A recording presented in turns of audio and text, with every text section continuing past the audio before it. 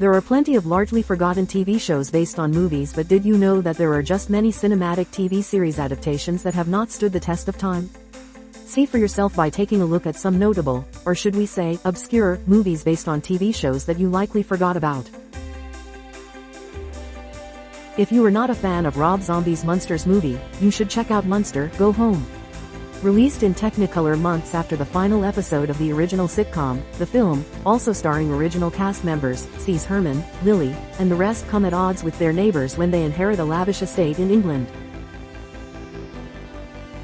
Not to be confused with a Marvel movie with the same title, The Avengers is based on a British spy TV show from the 1960s. A critically reviled box office bomb, the film stars Ralph Fiennes and Uma Thurman as secret agents out to stop Sir August de Winter, Sir Sean Connery, from taking over the world with a weather control device. One of the first feature-length, live-action Batman movies was a direct spin-off of the Adam West and Burt Ward-led TV show released in theaters months after it premiered in 1966.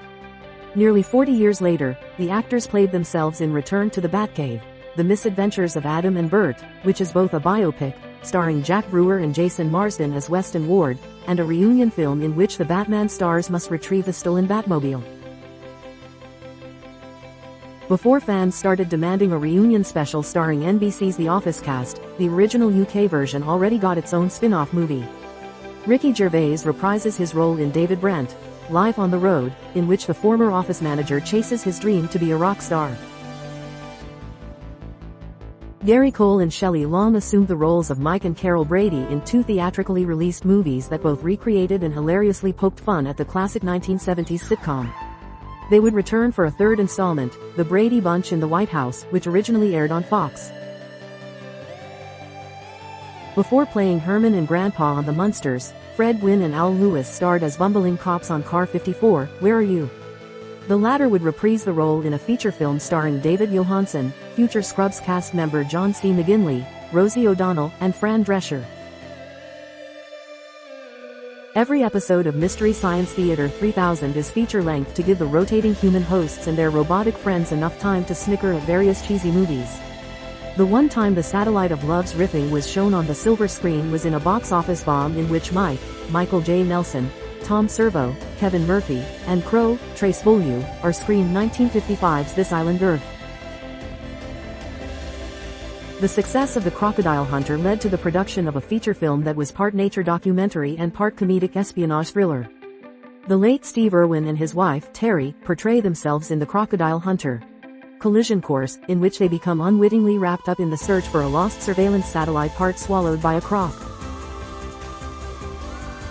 The 2008 adaptation of Get Smart with Steve Carell was not the first feature based on the hit 1960s spy sitcom. Don Adams first reprised the role of control agent Maxwell Smart in The New Bomb. Star and creator Jack Webb's seminal police drama, Dragnet, has inspired various subsequent iterations, but the one feature-length adaptation is nothing like the rest. It is an overt comedy starring Dan Aykroyd as Sergeant Friday's straight-laced nephew and Tom Hanks as his less reserved partner, Streebek. Originally premiering as a 6-part serial as part of MTV's Liquid Television, Aeon Flux branched off into its own show and became one of the network's most engaging animated series. Charlize Theron brought the role of the eponymous dystopian secret agent Karen Kusama's live-action feature, which was not received quite as well, including by series creator Peter Chung.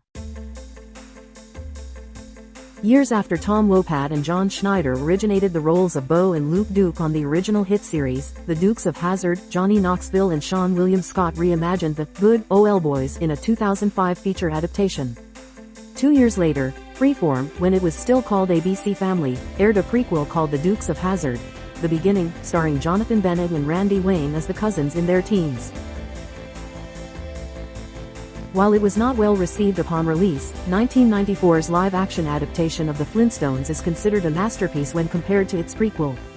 The Flintstones in Viva Rock Vegas stars Mark Addy as Fred, Kristen Johnson as Wilma, Stephen Baldwin as Barney, and Jane Krakowski as Betty, who all meet for the first time and spend a romantic trip in Sin City. The theatrically released spin-off to the hit Nicktoon Hey Arnold turned out to be a critical and commercial disappointment, leading to the cancellation of the second intended feature. Luckily, Hey Arnold, The Jungle movie would finally become a reality in 2017 and is now the preferred feature-length edition of Craig Bartlett's beloved creation. The Gong Show was a popular talent competition hosted by Chuck Barris. The feature spin-off, The Gong Show Movie, is not a theatrical showcase of people participating in uproarious acts but a fictional depiction of a week in Barris' life. Star and creator Jackie Gleason's landmark, 50s sitcom, The Honeymooners, saw his Ralph Kramden and Art Carney's Ed Norton hatching ill-fated, half-baked schemes. Cedric the Entertainer and Mike Epps assumed the roles for a film adaptation which received a rare positive review from none other than Roger Ebert. I Spy was as groundbreaking as the first TV series to feature a black lead actor, namely Bill Cosby, opposite Robert Culp as secret agents Alexander Scott and Kelly Robinson. However, there was absolutely nothing groundbreaking about the film adaptation starring Eddie Murphy and Owen Wilson. The futuristic animated series, The Jetsons, is one of Hanna-Barbera's most beloved creations. Yet, critics were not very kind and audiences were largely ignorant of George, Jane, Judy, and Elroy's first trip to the big screen. The ultimate family sitcom from the 1950s was Leave It to Beaver, which followed the misadventures of the young title character, Theodore Beaver Cleaver, and his brother, father, and mother.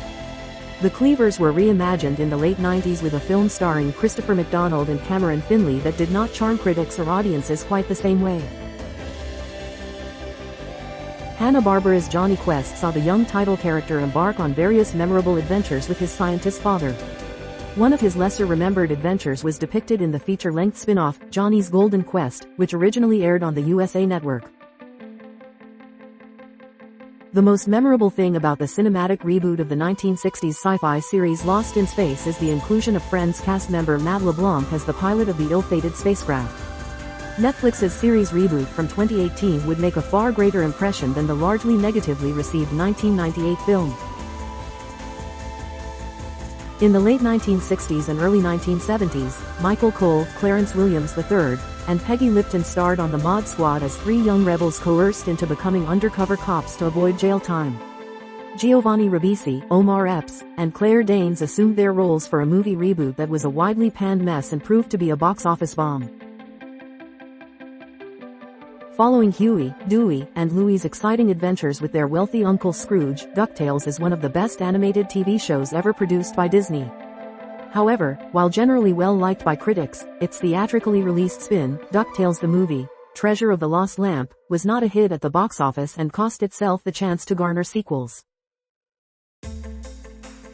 Based on PBS Kids series adaptation of Norman Bridwell's children's books about a giant red Labrador retriever, Clifford's Really Big Movie did not live up to its title in terms of critical reception or box office success, proving less profitable than the 2021 live-action film. However, one way that audiences can and should remember it is as the final film starring the late John Ritter, who voices the titular dog. It would take 5 years after the end of Blue Mountain State's run on TV, along with its relevance, for it to finally receive a feature-length follow-up with The Rise of Fadland. Of course, the raunchy straight-to-video comedy featuring many returning actors from the sitcom, following the titular college's football team, has the potential to gain more notoriety following the success of star Alan Ritchson of Reacher fame. Chips made stars out of Eric Estrada and Larry Wilcox, who played Highway Patrol officers Frank, Poncherello and Jonathan, John, Andrew Baker. The 1998 made-for-TV sequel feature, Chips 99 was nothing special, but not even the theatrically released update with Michael Pena and Dax Shepard, who also co-writes and directs the film, made much of an impression on audiences either. Years before animated icons Rocky and Bullwinkle became the stars of their own live-action movie, two of their archenemies were given said treatment in the form of a Showtime original special. Boris and Natasha. The movie stars Dave Thomas and Sally Kellerman as the eponymous European criminal masterminds. The very first movie based on one of the Sesame Street characters is Sesame Street Presents Follow That Bird, which puts the spotlight on actor Carol Spinney's beloved, foul character, Big Bird. The film chronicles the bird's journey back to where the air is sweet, with some help from his supportive neighbors after he is sent to live far away. The success of the hit animated children's series, VeggieTales, would inspire two theatrically released movies, the second of which, The Pirates Who Don't Do Anything from 2008, was not as commercially successful as its first. However, Jonah, a VeggieTales movie, which retells the biblical story of a prophet who was swallowed by a whale, has since become something of a distant relic in the history of the otherwise successful series.